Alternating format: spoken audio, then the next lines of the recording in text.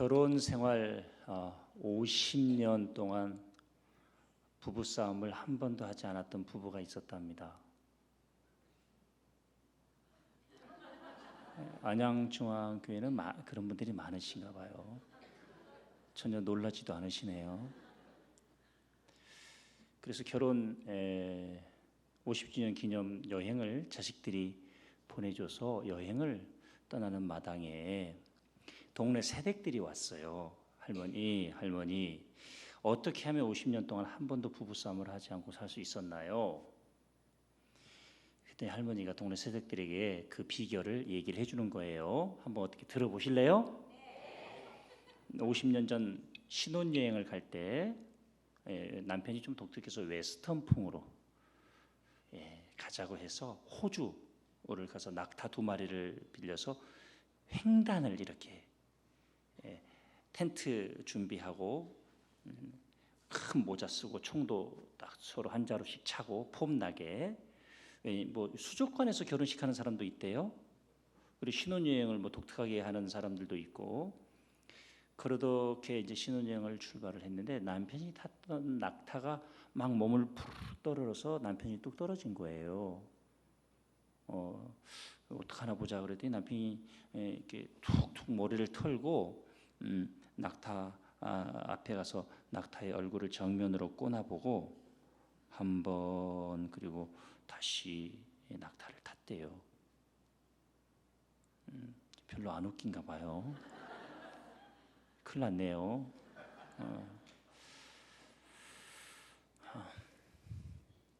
그래서 그 할머니가 50년 전 얘기예요. 참 내가 결혼 잘했다. 굉장히 인격적인 남자랑 결혼 참 잘했다. 이렇게 생각을 했는데 남편이 탔던 낙타가 또 몸을 떨어가지고 남편이 또 뚝 떨어진 거예요. 2번째.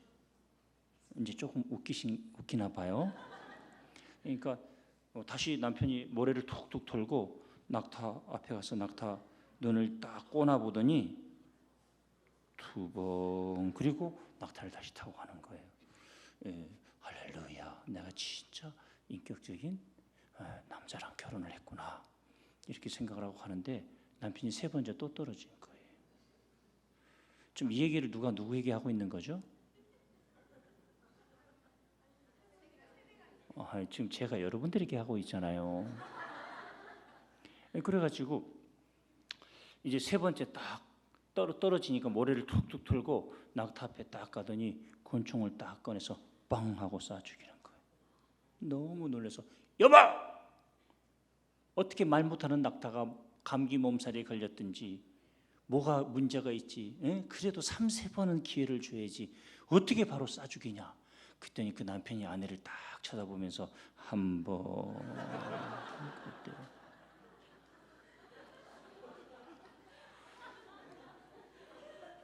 그래서 그 부부는 50년 동안 아내가 그 이후로 한 번도 바가지도 긁지 못하고 항의도 못하고 뭐라고 말도 못하고 왜냐하면은 2번 나오고 나면 언제 죽을지 몰라. 그래서 부부싸움 없이 아주 행복하게 살았다라는 전설적인 얘기입니다. 오늘 우리가 함께 읽은 본문은요, 예수님께서 베드로에게 3번 질문을 한 내용이 나옵니다. 왜 3번을 질문하셨을까요? 히브리 문학에서 3번은 극강조입니다. 해서 기도하라는 말씀을 가르칠 때도 3번 항상 기뻐하라, 쉬지 말고 기도하라, 범사에 감사하라. 이것도 강조죠. 구하라, 찾으라, 두드리라. 이것도 기도를 3번 강조하고 있고 물론 그 기도는 또 내용은 다르지만요. 예수님 3번 질문하셨습니다. 이 3번을 질문하신 것을 보자면 그 이유를 좀 알아야 되고 이것을 우리가 함께 성경 속으로 들어가서 함께 보고 나면 예수님의 교육 방법론, 예수님의 제자 훈련을 배우게 되는 거고 우리 교사들은 이제 여름 성경학교 수양회를 진행하는 가운데 이 말씀을 마음판에 새기고 예수님의 이미지, 완전 교사 롤 모델 예수님을 마음에 모시고, 아멘이죠? 그렇게 함께 하셨으면 참 좋겠습니다. 그렇다면 오늘 15절로 들어가기 전에 먼저 크게는 예수님의 교육 방법론을 이해하고 이 요한복음을 통해서 예수님을 전하고 있는 내용을 보기 위해서는 가장 먼저는 숲을 좀 먼저 보겠습니다. 근데 그 숲을 요한복음 1장부터 21장까지 다 할 수는 없고요. 오늘은 19장에서 21장으로 넘어가는 것만 좀 볼 텐데요. 성경 가지고 오셨죠? 20장에서 21장으로 넘어가는 것만 볼 텐데요. 20장 30절 31절 찾아주시고, 어린이 교회 선생님들이 큰 목소리로 읽어주십시오. 시작.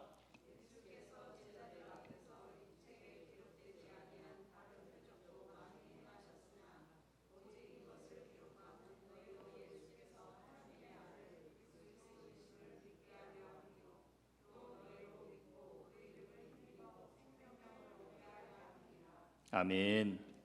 자, 먼저는 문학적 구조를 놓고 볼 때, 자 30절 31절을 보니 요한복음을 정리하겠다는 얘기입니다. 다시 한번 보세요. 이제 그죠? 요게 결론이에요. 결론.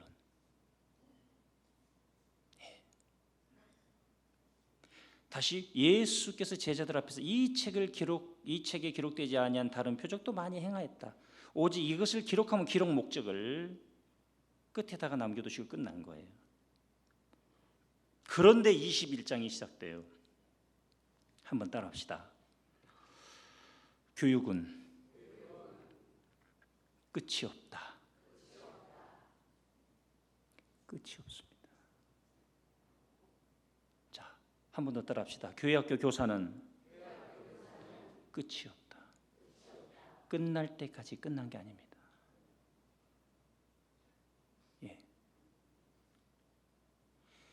20장으로 끝났으면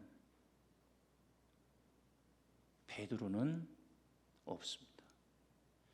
20장으로 종결지었으면 순교자 베드로는 만나기 어려웠습니다.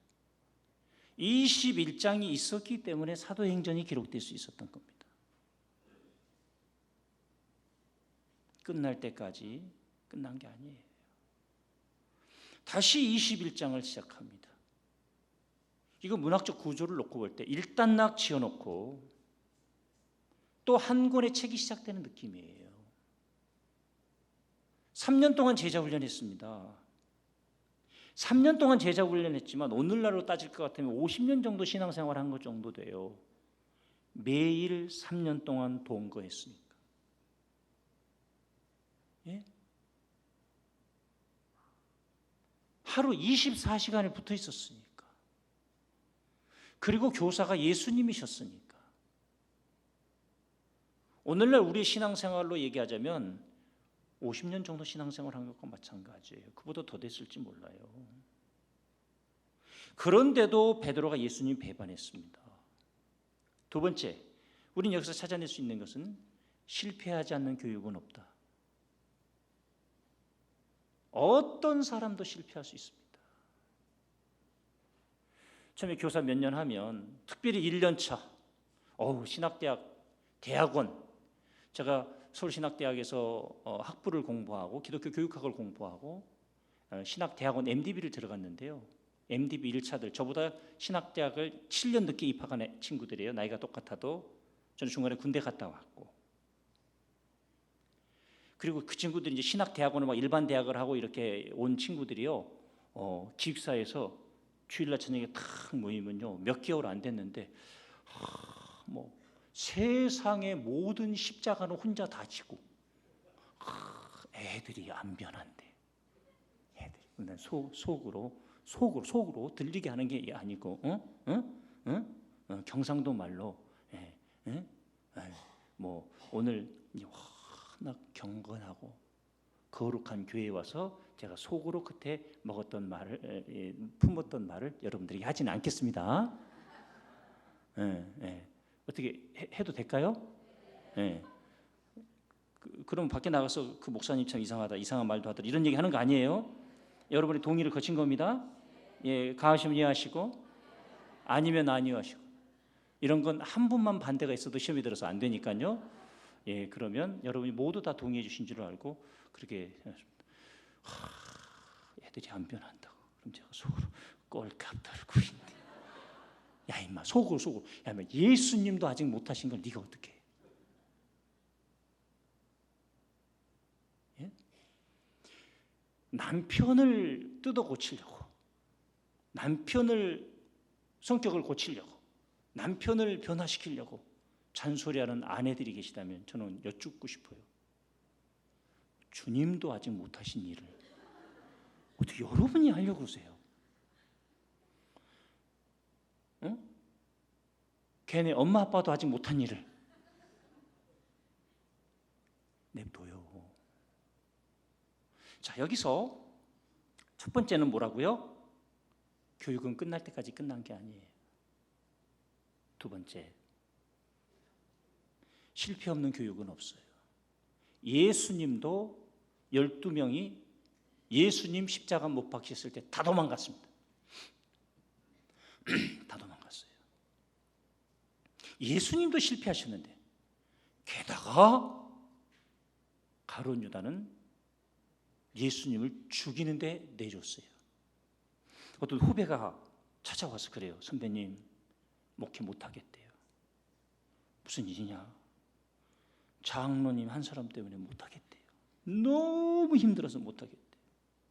그래서 제가 그렇게 얘기했습니다. 그럼 그만둬라. 아, 선배님 위로받고 싶어서 왔는데 어떡하냐고. 네가 그 교회 그만둬도 가려고 줄 선 사람이 70명은 넘어.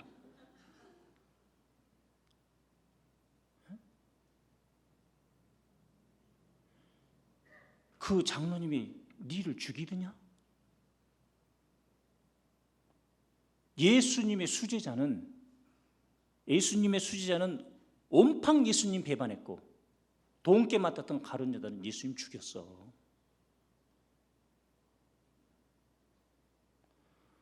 자네가 얘기하는 수준을 보니 나는 그 장로님한테 한 표 던지겠다.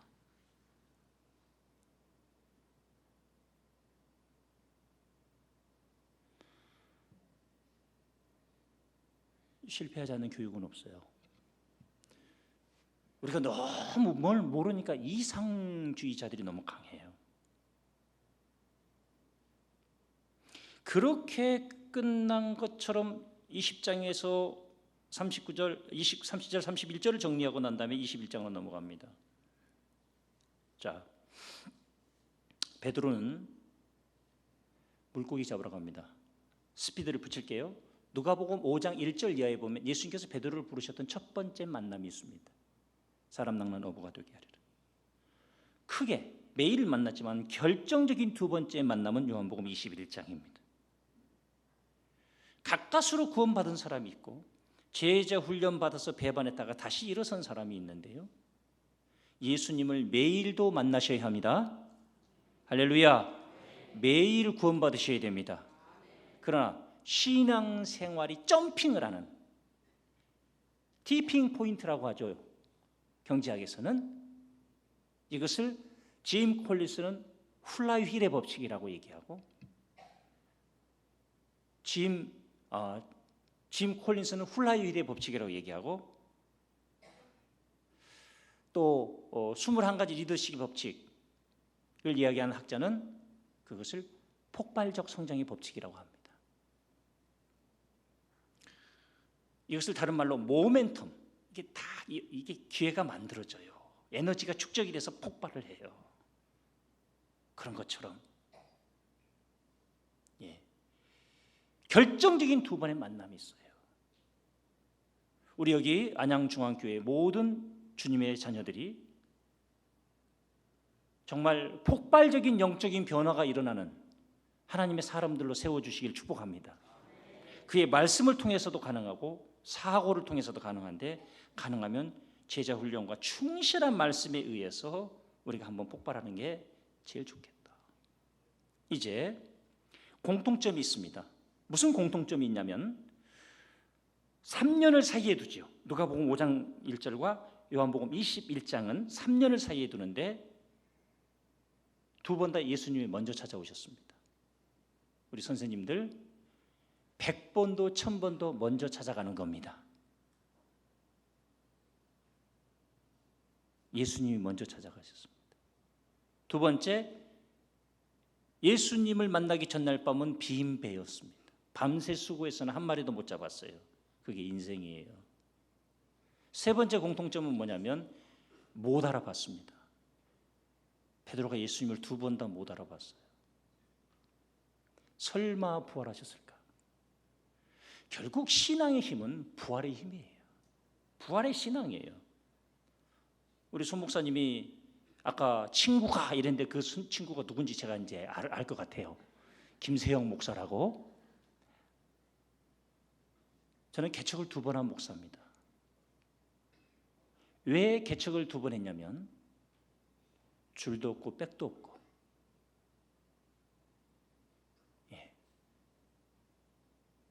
전통적인 교회에서 신앙생활을 했습니다. 거의 90년 돼가는 지금 교회에서 신앙생활하는데 비본질의 본질화가 시도될 때는 못 버티겠더라. 다른 건 다 괜찮아요. 우리 교회가 지금 22년 돼가는데 당회 시간에 한 번도 싸운 적이 없습니다.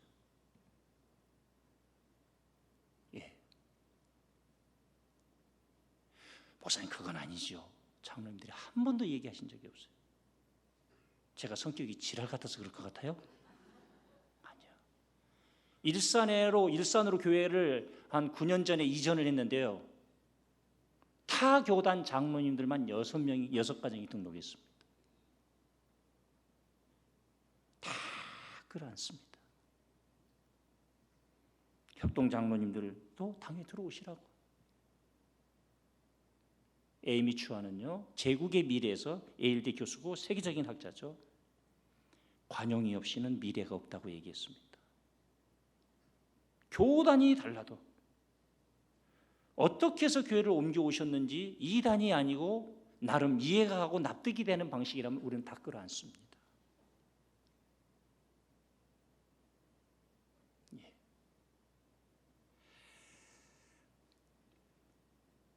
개척한 지 2년 반 만에 예배당을 지었고요.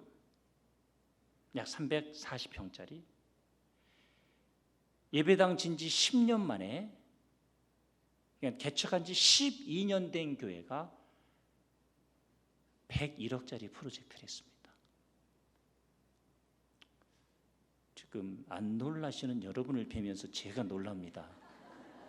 안양은 워낙 부자들이 많으셔가지고 개척한 지 12년 만에 101억짜리 프로젝트를 했다는 것을 우습게 하시는데,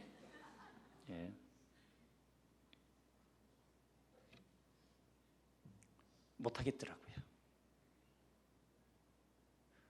부채가 65억인 거예요. 이상하네. 101억은 안 놀라는데 부채 65억은 또 놀라시네요. 포기를 하려고 하는데 성령께서 나는 너를 위해 목숨도 주었는데 네 나를 위해 빚도 못 지겠니? 왜 이런 감동을 주시는지. 난 너를 위해 목숨도 주었는데 넌 나를 위해 빚도 못 지겠니? 아니 이 65억 빚을 이 사람들을 데리고 어떻게 감당을 합니까? 그러다가 망하면 이제 새벽 기도하면서 저하고 하나님과 대화를 나누고 있는 거예요. 무슨 귓속으로 하나님의 음성이 들리는 게 아니라 마음으로. 그러니까 저는 모세가 만난 하나님이 아니라 엘리야가 만난 하나님을 저는 만난 스타일이에요. 콜 데마마 다크, 세미한 음성. 정확하게 번역하자면, 선풍기를 제가 일부러 껐습니다, 목사님. 바람을 싫어해가지고 워낙 바람을 많이 맞아서 지금 우리 교회에 등록 신자보다 우리 교회를 떠난 신자가 더 많아서 역사상 콜 데마마 다크 다카라고 발음하기도 하는데요. 들리지 않는 소리를 모세가 만났던 그 산에서 엘리야도 만나잖아요. 하나님, 그러면 이 부채를 짊어지고 하다가 교회가 망하면 어떡합니까?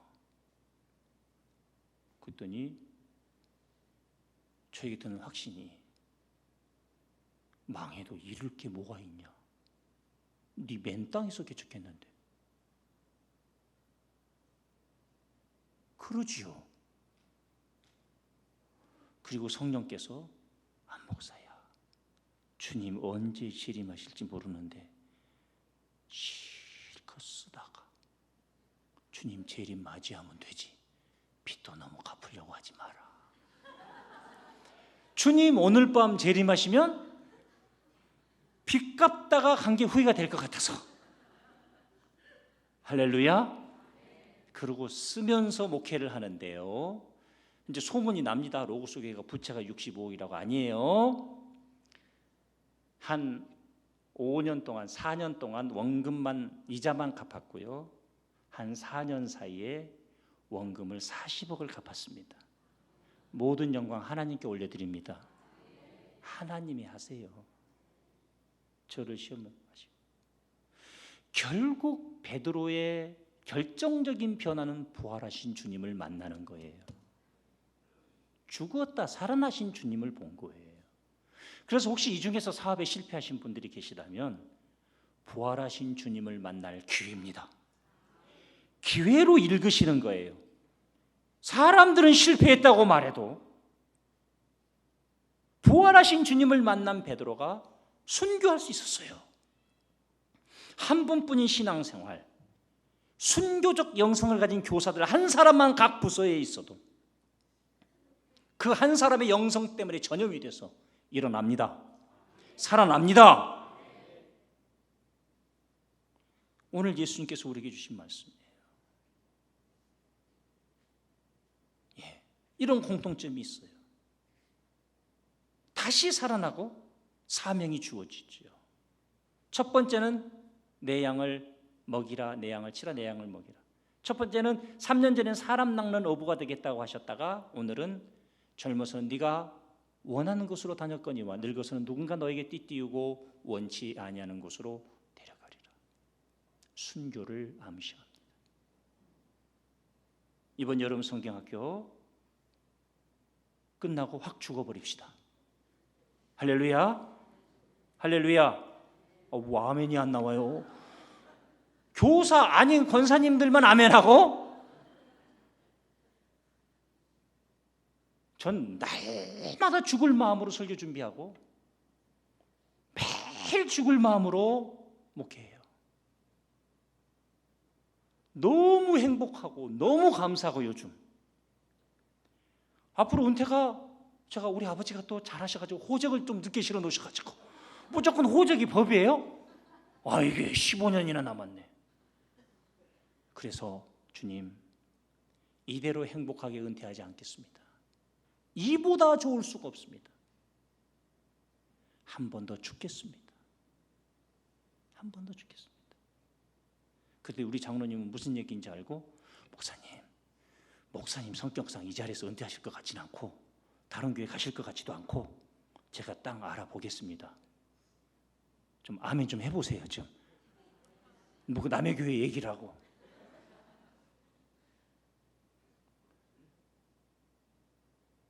저희 딸이 고등학교 1학년 1학기 수학 성적이 308등이었습니다. 431명 중에. 별로 놀라지 않으신 걸 보니 귀대계 자제분들도 거의 비슷한 수준이었나 봐요. 걔가 뭐라 그러냐면, 아빠 나는 수학을 못해요. 일기장에 수학이 내 발목을 잡네. 눈물이 뚝뚝 떨어져서 너무 힘드니까. 걔네 아빠가 누구예요? 질문하는 목사거든요. 제가 그래서 최고의 질문이라는 책을 냈죠. 딸에게 질문을 했어요. 신은아, 너 지금 수학을 못한다고 그랬지? 너 수학을 못한 거니 수학을 안 한 거니? 안 한 거예요. 2학년 여름방학 때 죽을 만큼 해봐라. 네가 이것을 피해갈 수는 있지만, 수학이라는 시험은 피해갈 수 있지만 인생 시험은 피해갈 수가 없다. 한번 네가 죽었다가 살아나는 경험을 한번 해봐라. 진짜 방학 때 죽을 똥살똥 했더니 2학년 2학기 첫 번째 중간고사 수학 전교 308등짜리가 1등 찍었습니다. 성적표본이 가로 열고 한 명이야. 걔는 그것으로 걔 인생의 부활을 경험한 겁니다. 이런 결정적인 계기들이 필요해요. 그런데요, 지금 우리 성결교단의 약 2,800여 개 교회 중에서 교회학교 교사 열심히 하다가 죽었다는 사람을 본 적이 없어요. 절대 안 죽어요. 무슨 얘기냐면 자발적으로 주의 고난에 동참해야지 직장 생활할 때 훨씬 수월합니다. 결혼 생활할 때 훨씬 수월합니다. 지금 교회학교 교사를 하면서 자발적으로 주의 고난에 동참하지 않으면 좋은 직장 때려치고 나와서 후회합니다. 좋은 남편 미워하다가 인생 다 망칩니다.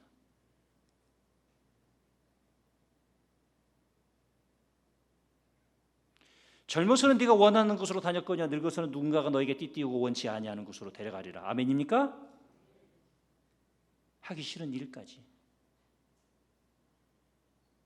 할 수 없는 일까지 감당하는 게 순교적 영성이에요. 저는 그 순교적 영성을 가지고 살아가는 사람이 안 된 걸 본 적이 없어요.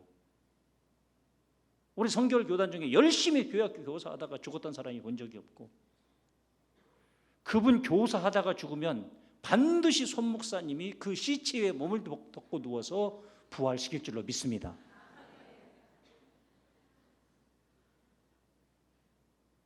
아무 시체나 선지자가 몸을 덮지 않았어요. 이왕 믿을 거면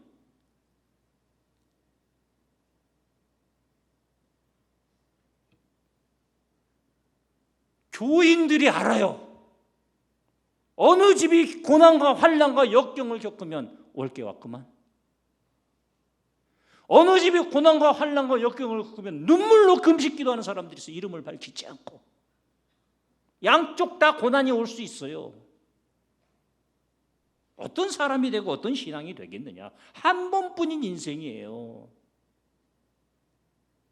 우리가 가르치는 교회학교와 어린 영혼들 중에서 중고등 청년들 중에서 누가 나올지 어떻게 합니까?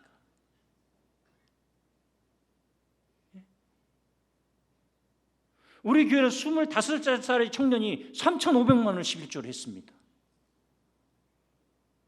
안양 중앙교회는 부자가 많으셔가지고 놀라지도 않으셔요. 11조가 3,500이라니까요.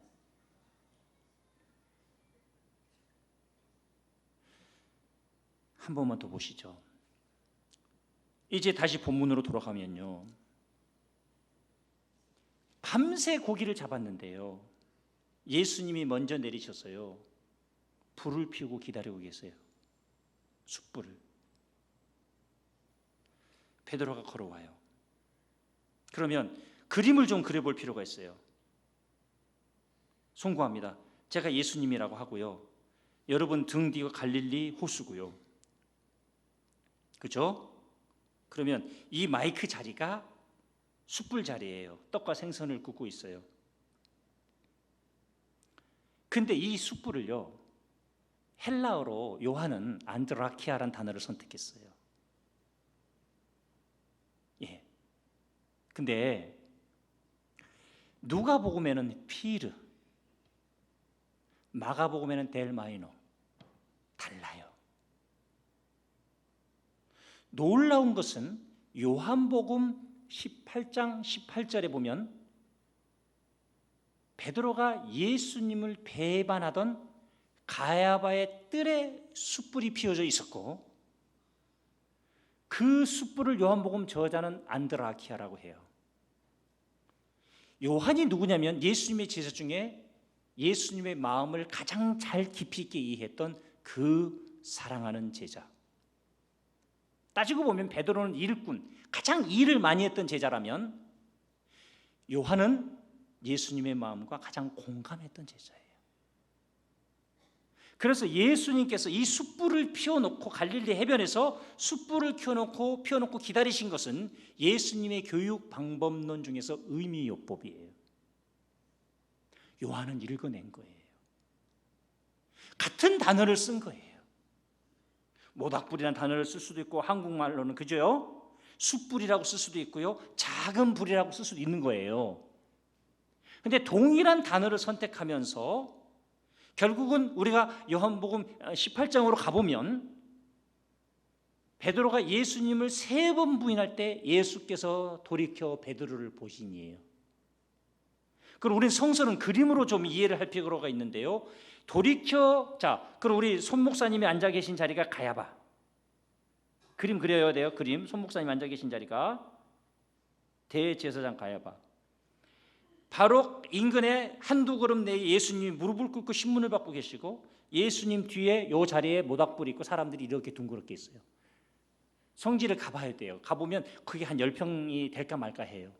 사람이 그렇게 많지 않았어요. 그러면 우리가 그림을 그릴 필요가 있다고 했죠. 베드로가 예수님을 3번 부인할 때 예수께서 돌이켜 베드로를 보시니 예수님과 베드로 사이에 뭐가 있었을까요? 숯불이 있었고 종교시판을 빨리 끝내려고 이른 아침 시간, 스산한 시간에 예수님과 베드로 사이에 아른거리는 숯불을 아지랑이, 그 느낌 어땠을까요? 오늘 역시 무대는, 세트는 야! 네가 베드로야? 네가 수제자야? 다른 사람은 다 나를 버려도 너는 안 버리겠다고 큰 소리 빵빵 쳤지? 이러지 않으셨어요. 몰라봤어요. 3년 제자훈련 했는데. 보세요. 8절, 21장 8절. 이번에는 유치부 교사들이 오셨어요? 큰 소리 읽어주세요. 시작. 8절 시작.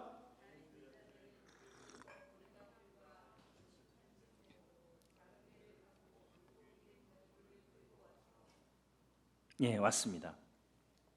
육지에 올라보니 숯불이 있는데 그 위에 생선이 놓였고 떡도 있더라. 질문 들어갈게요. 이 떡과 생선과 숯불을 언제 준비하셨을까요? 배에서 내릴 때 준비했을까요? 배 타기 전에 준비했을까요?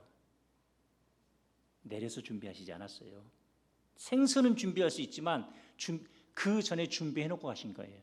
그리고 우리는 숯불이라고 말하지만 원래 불씨는 불 항아리예요. 고대 시대에는 불을 유지하기 위해서 가지고 왜냐하면 거기가 습하고 문제가 있어서 불을 우리처럼 지금 성냥이나 라이터가 막 대중화됐던 시대가 아니기 때문에 불 항아리, 불씨를 살린 기름 항아리를 들고 다니면서 우리식으로 얘기하면 그런 거 있어요. 자, 디테일하게 좀 봐주시라고요. 그 숯불의 의미를 요한은 이해를 했고, 그러면 다시 예수님과 베드로 사이에, 베드로가 지금 갈릴리 해변에서 올라오고 있고 예수님이 그쪽을 향해서 앉아 계실 게 분명할 거고, 그 사이에 뭐가 있죠? 숯불이 있어요. 배반한 날 그 시간 아침에 베드로와 주님과의 숯불을 사이에 둔 정면 대치, 둔 싸움. 오늘도 마찬가지. 근데 예수님의 눈이 일글거리는 눈빛이었을까요? 긍휼과 자비를 품은 눈빛이었을까요? 후자일 거라고 여러분들은 이미 성서 해석자의 자리에 올라와 계신 겁니다. 그쯤 됐으면 야! 하지 않으시고 보세요. 10절 지금 잡은 생선을 좀 가져오너라. 이야, 다가올 명분을 제공합니다. 저도요, 우리 교회에서 참 사업 실패해서 힘들어하고 어려워하는 분들에게 꼭 그렇게 얘기합니다. 냉면 한 사발 사도 냉면 한 사발 사주세요. 그렇게 좋아해요. 냉면 한 사발을 놓고 주님, 이 사업장이 몇 년 이내로 일어나 일어나서 우리 교회의 11조 신기록자가 되게 하시고 오늘 이 냉면이 부활의 냉면이 되게 하시고 같이 울어요. 울고 싶어서 우는 게 아니에요. 신앙을 지키고 있기에, 실패하고 좌절해도 부활을 믿고 있기에 믿는 거죠. 그 한 사업장이 3번을 실패하고 드디어 월 1,500만 원씩 수익이 난다고 하나님께 영광을 올려드리고 있습니다. 부활이에요. 예수님 지금 잡은 생선을 좀 가져오너라, 이런 거예요. 문제야. 가출했다가 돌아온 자식에게 예수님의 교육 방법론이에요. 자, 중학교 3학년짜리 아들이 가출했다가 집에 돌아왔다고 가정을 할게요. 그러면 그의 주머니에 돈이 남았어요, 떨어졌어요? 다 하시네요. 걔가 돈이 남아있으면 절대 안 들어옵니다. 그럼 아빠는 그때부터 기다려요. 집을 나간 순간부터. 그죠? 대부분 엄마보다는 원인이 89% 정도가 아빠한테 있어요. 애들이 가출하는 데는. 그럼 애가 돌아오면 아빠가 반가워가지고, 진짜 예수님 닮은 아빠는 이래요. 밥 먹나? 네, 아빠 먹었어요. 지도 양심이 있던 터라 무조건 먹었다 그래요. 아빠 아직 밥 못 먹었다.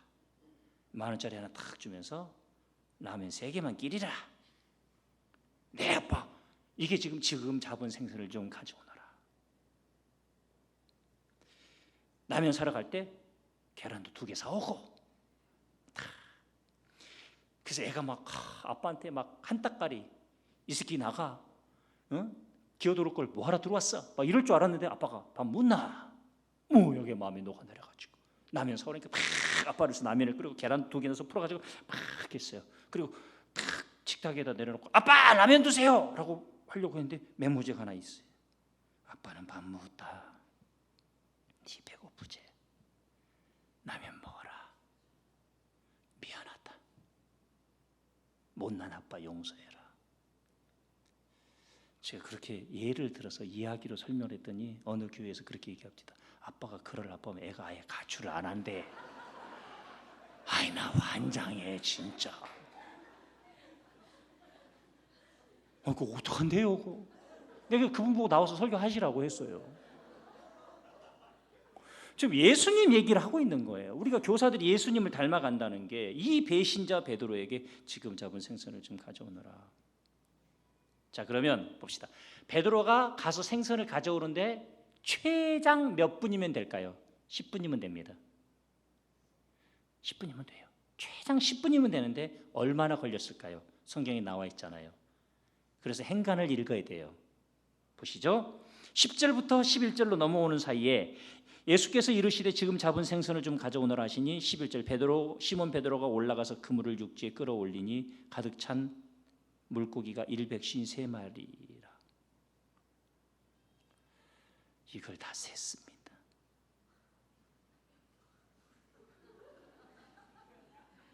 그러면 이 예수님인 거 확인하고 이제 다시 생선 가지고 올라가면 한따까리 하겠다 생각을 했던지, 아니 몇 마리 가져오면 될 텐데 성경이 왜 이렇게 153마리라고 저는 한참을 몰랐어요. 이게 발견되고 이해된 지가 얼마 안 돼요.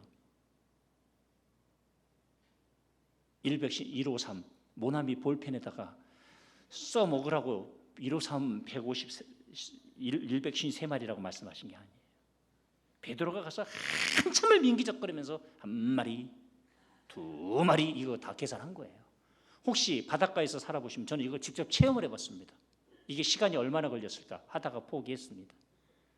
저희 장인어른이 배를 가지고 계셨거든요. 처갓집에 도착한 날 바닷가에 계시다 그래서 장모님이 그래서 나갔더니 그물 줄이고 계시더라고요. 너무너무 힘들어요. 처음에 생선 막 뽑아내다가 상품 버린다고 뒤로 뽑았더니 아니에요. 앞으로 밀어넣어야 돼. 머리 쪽으로 밀어넣어서 뽑아야 돼. 티도 걸러내고요. 아무리 숙련된 어부라도 이것을 세고 추리는 데 있어서는요 1시간 남짓 걸려요. 이 짓을 하고 있었어요. 그때 예수님이 간도라 짜샤, 네가 가져오는 생선 필요 없다라고 말씀하지 아니하시고 아침 먹자. 영적인 거목은요 누구와도 밥 먹을 수 있습니다. 우리 권사님들도 이 사람은 불편해서 안 먹고 저 사람하고 밥 먹으면 체할 것 같고 어떻게 그 그릇에 하나님이 복을 담아 주시겠어요? 아침 먹자. 따라합시다. 누구와도 밥을 먹을 수 있다. 이런 신앙이 되시길 축복해요. 자, 이렇게 식사를 했고요. 식사가 끝났습니다. 식사 시간에 침묵이 이어졌고 식사가 끝난 다음에 예수님 말씀하십니다. 숯불은 의미요법이라고 얘기했어요. 무대 장치 세트까지 준비하셨어요. 질문이 들어갑니다. 식사 끝나자마자 네가 나를 사랑하느냐? 예수님의 교육 방법론. 교육은 끝날 때까지 끝난 게 아니다. 실패하지 않는 교육은 없다. 교육은 직설적인 화법이 아닌 의미요법이어야 한다. 이 의미요법을 이해하시려면 빅터 프랭클의 로고테라피, 죽음의 수용소에서 삶의 의미를 찾아서 두 권의 책을 소개합니다. 이어서 예수님의 질문이 들어가는데 의미요법에 의해서 예수님의 교육 방법론은 질문 교육 방법이에요. 네가 나를 사랑하느냐? 아가파스메. 베드로의 대답은 피일로. 아가페, 필리아, 에로스, 스톨게는 아실 텐데 신적인 사랑으로 네가 나를 사랑하느냐? 베드로의 대답은 우정으로 사랑합니다. 예습니까? 노입니까? 나와 결혼해 주세요. 그럴 때 친구로서 사귀시다 그러면 예스의 노예요. 노죠. 다시 헬라어로 들어갈게요. 두 번째 예수님의 질문, 네가 나를 사랑하느냐는 아가파스메. 베드로의 대답은 필로였습니다. 노예요. 세 번째 예수님의 질문, 필레이스메.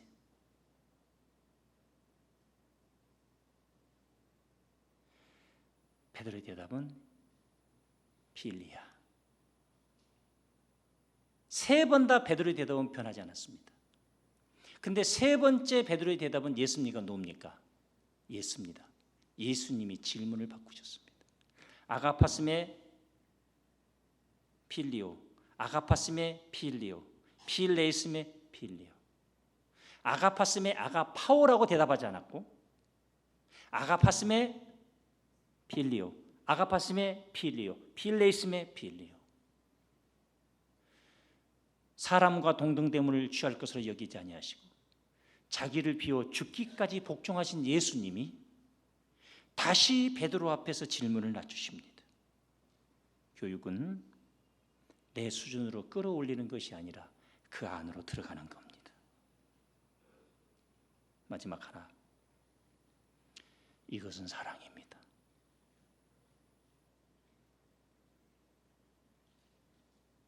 눈높이 교육. 사랑이 없이는 불가능합니다. 시골에서 중학교 때 서울로 전학 온 한 학생이 있었어요. 그의 집은 사업에 망했고 교회에 만리현 선교일교를 다녔는데 원래 회비를 낼 돈도 없었고 천하의 찌질이었습니다. 원래 하는 날은 원래 회비가 우리 때는 있었어요. 끝나고 친구들은 원래 끝나고 떡볶이 먹으러 갈 때 혼자 낄 수 없어서 그날은 교회를 안 나가기도 했고 사소한 일에 시험에 들었고 그때마다 교회 학교 선생님이 편지를 보내주시고 왜 교회에 안 나왔냐 묻지 않으시고 그 다음 토요일은 우리 집에 가서 잘래? 자기 집에서 재우시고 교회까지 데리고 오시고 주일날 저녁 때는 데리고 영화 보러 가시고 라면 사 먹이고 그 한 분의 교사가 있어서 오늘의 안승호 목사가 있는 겁니다. 기도하겠습니다. 아버지 하나님, 우리 안양중앙교회 영유아, 유치, 어린이, 청소년, 청년교회에 다윗이 성장하고 있고 베드로가 있고 모세가 있고 사도 바울이 자라고 있습니다. 우리가 죽이지 않기를 원합니다. 이번 여름 성경학교 기도로 준비하게 하시고 예수님의 완전 교사 롤 모델을 배워 한 가지만이라도 마음판에 새기고 실천하기를 원합니다. 성령님 덮으시옵소서. 예수님의 이름으로 기도합니다.